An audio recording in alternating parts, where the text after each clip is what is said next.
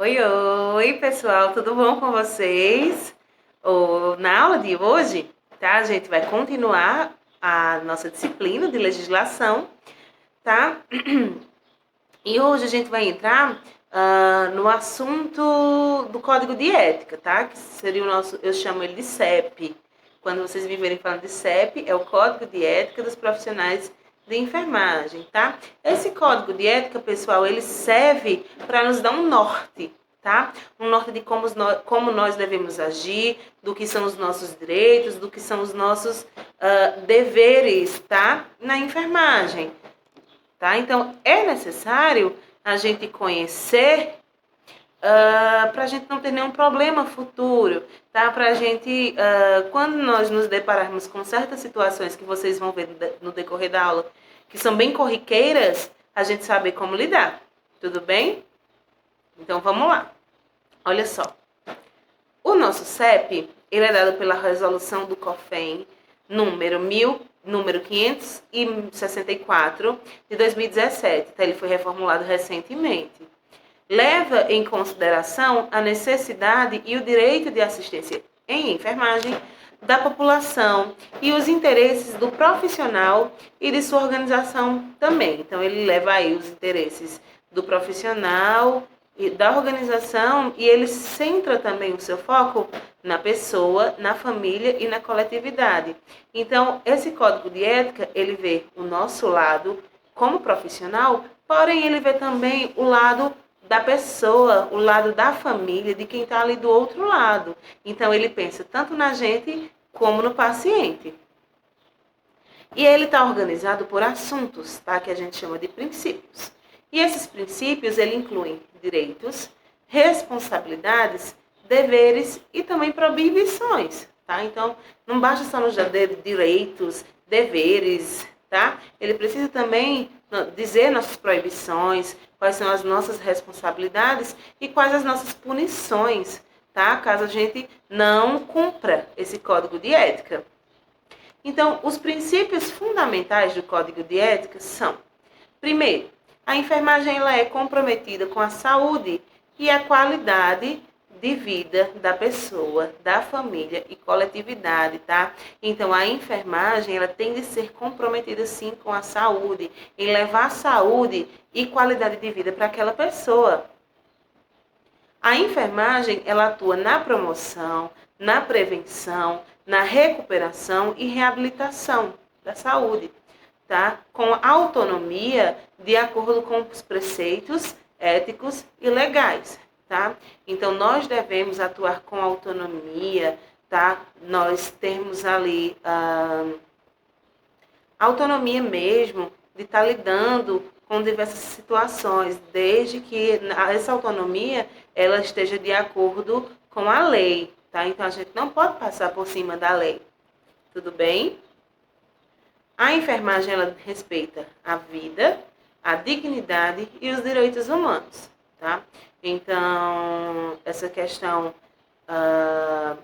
dos direitos humanos, tá? Nós devemos respeitá-los e respeitarmos a vida, tá?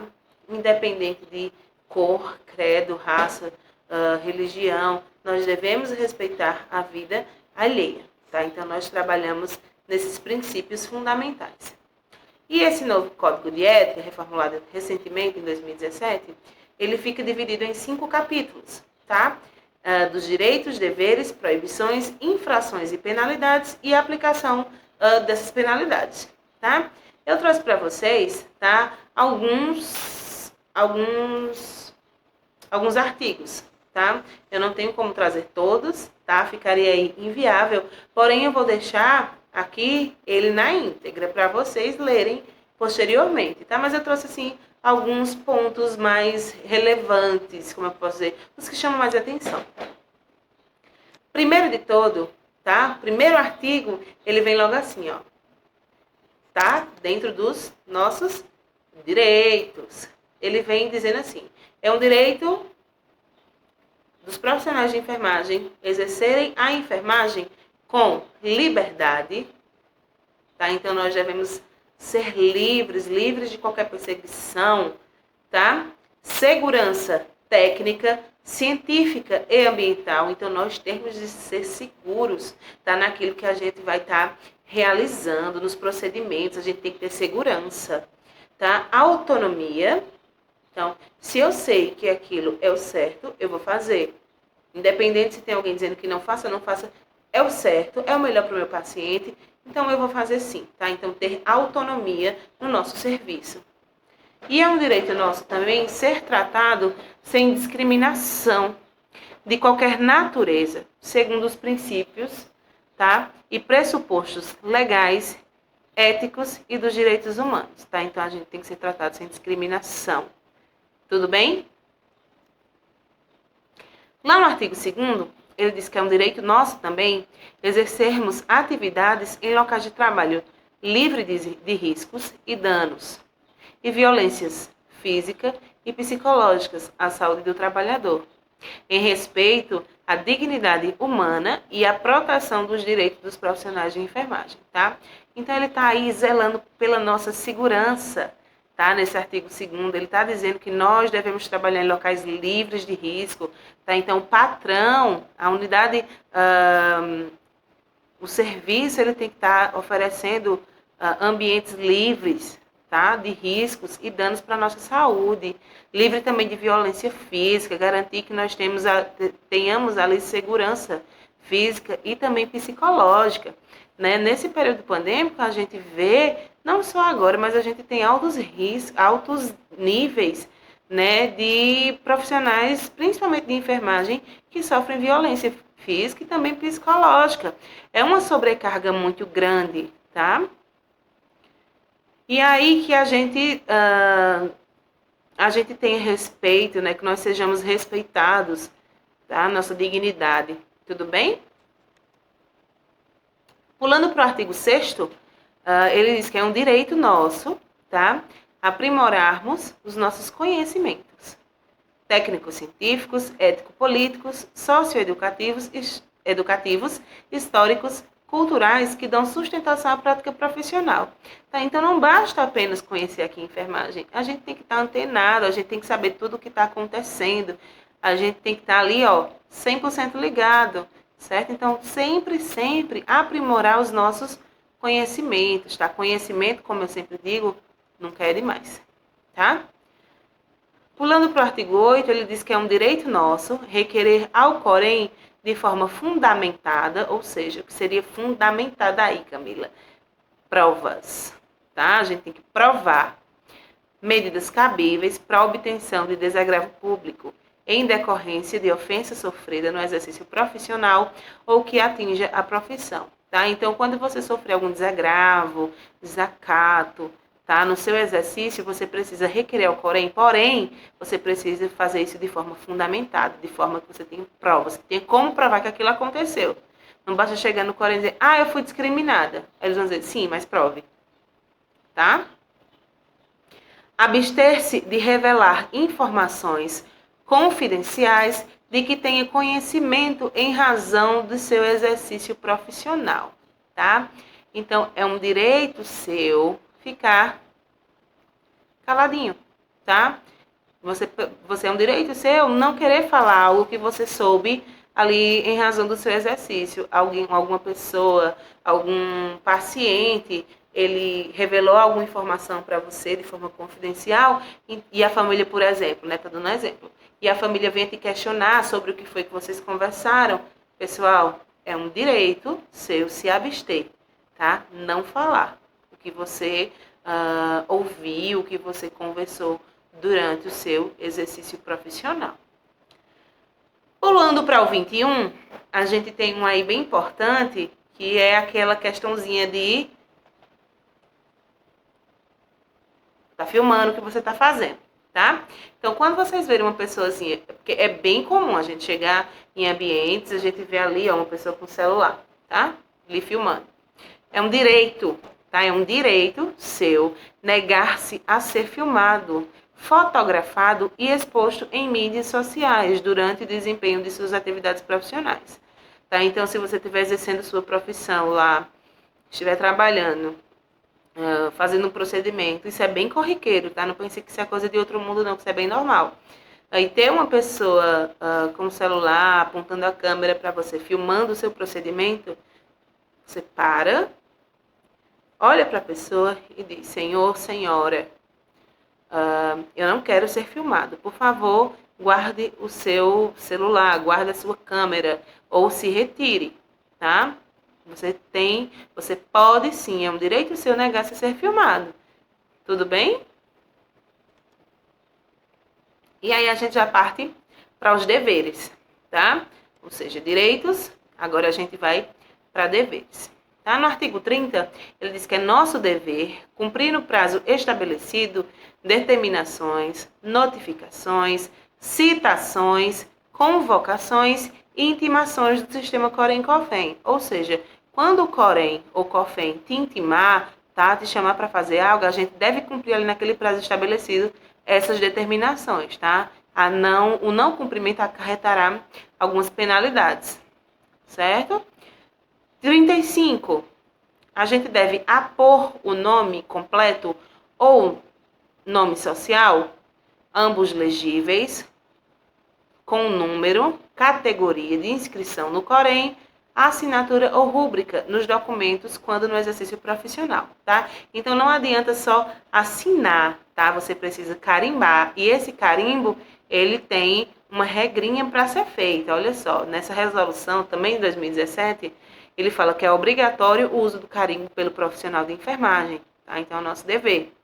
Em recebidos relativos à percepção de honorários, vencimentos e salário decorrente do exercício profissional, requerimentos ou petições dirigidas, em todo documento firmado quando do exercício profissional. Tá? Então, cumpriu uma prescrição, assina e carimba. Tá?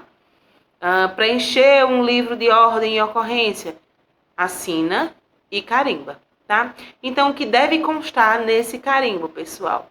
Seu nome completo, tá?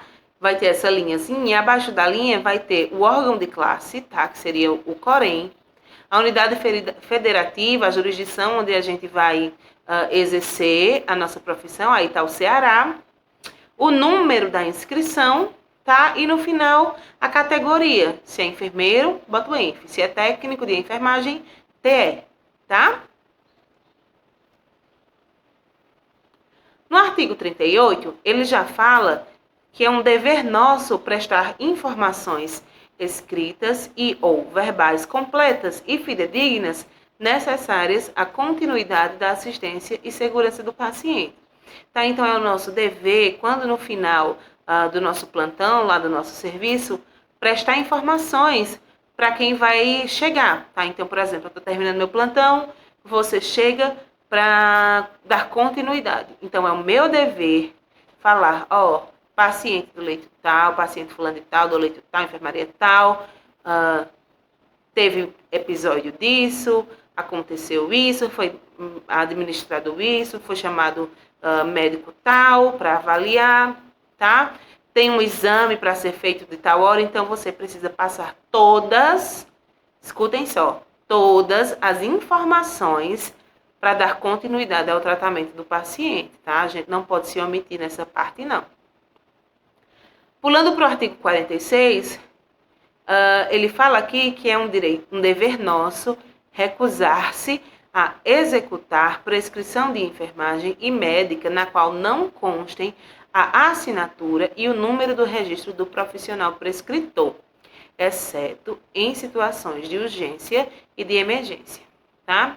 No inciso 1º, ele diz aqui, o profissional de enfermagem deverá recusar-se a executar prescrição de enfermagem e médica em caso de identificação de erro e ou ilegibilidade da mesma, devendo esclarecer com o responsável prescritor ou outro profissional registrando no prontuário, tá? Então, vamos lá. Peguei uma prescrição aqui médica, tá? Então, tá dizendo aqui, vou fazer isso de tal medicação tal hora, tal hora. Se eu pegar essa prescrição, certo? E ela não tiver devidamente assinada e com o número do registro do profissional, eu vou me negar a fazer, tá? É o meu dever não fazer. certo? Ou chega um paciente, o profissional médico diz, tá? Verbalmente, aplique uma dipirona. Eu não vou fazer, certo? Eu só vou fazer se estiver devidamente registrado, carimbado e assinado, tá? Do mesmo jeito profissional de enfermagem.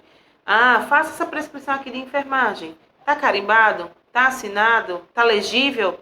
Aí eu faço. Se não tiver, eu me recuso, tá? Outra coisa, pessoal, bem comum a gente ver alguns erros ou até mesmo ilegibilidade, a gente não conseguir. Meu Deus, o que é que está escrito aqui? Eu não consigo decifrar, essa letra é horrível, terrível, tá? Então você vai até ao prescritor, quem prescreveu, pergunta, não entendi. Que medicação é essa? Corrija aqui, por favor, tá? Para ele deixar de forma legível e você aí sim executar aquela prescrição, certo? Outra coisa, pessoal, a gente só faz essa situação que ele falou aqui, exceto em situações de urgência e emergência. É óbvio que numa situação de urgência e emergência, a gente vai medicar o paciente sem o prescritor médico fazer a prescrição via por escrito, tá? Porque não teria como. Aqui está um paciente, parada cardiorrespiratória, está todo mundo aqui fazendo manobras, tentando fazer uma intubação, enfim. O profissional médico ele não vai parar o que ele está fazendo para escrever num papel que você deve fazer, certo? Então, exceto nessas situações de urgência e emergência, a gente vai fazer a gente vai executar uma prescrição verbal. Porém, quando terminar o procedimento, tá? O médico ele vai sim prescrever tudo o que ele fez, anotar bem direitinho, aí assim a gente carimba e assina, tá?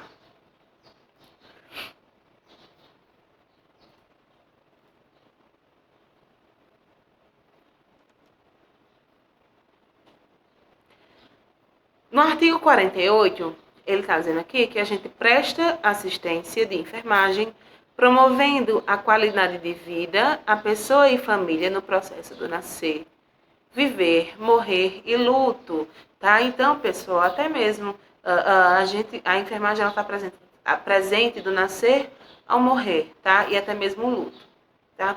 Então, cabe a nós a humanização, tá? Manter a qualidade de vida dessa pessoa até nos últimos momentos, tá? Nos casos de doenças graves, incuráveis e terminais, com risco iminente de morte, em consonância com a equipe multiprofissional, oferecer todos os cuidados paliativos disponíveis para assegurar conforto físico, psíquico, social, espiritual, respeitada a vontade da pessoa ou do seu representante legal. Tá? Então, nesses casos mais graves, que a gente realmente aí não vê nenhum tipo de perspectiva de melhora, cabe a nós oferecer os cuidados paliativos. O que é isso? Um final de vida, pessoal, sem sofrimento, livre de sofrimento. Então, a gente vai oferecer todos os cuidados necessários e respeitar, tá, pessoal? Manter a dignidade dessa pessoa. Tá? Olha só, vou dar uma pausinha por aqui, já já a gente continua. Tudo bem?